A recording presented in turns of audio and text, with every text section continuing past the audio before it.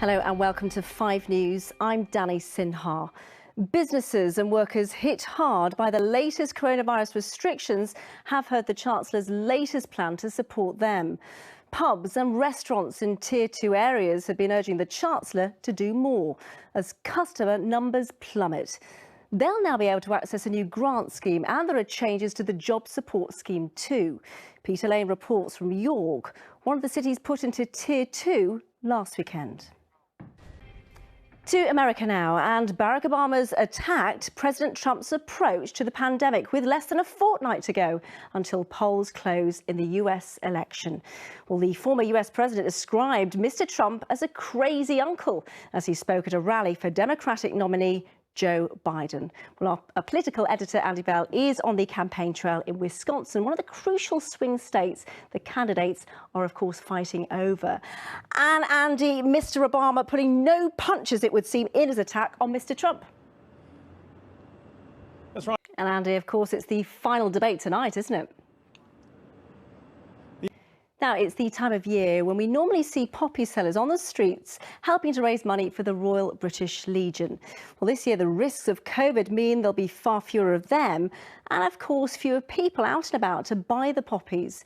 Instead, we're being urged to support the cause in new ways, as Layla Hayes reports. Well, coming up on 5 News, see you after this break.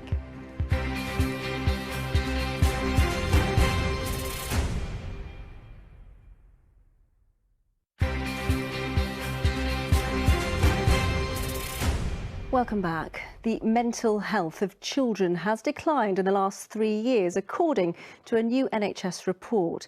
And it found that in many cases, the pandemic has made things worse.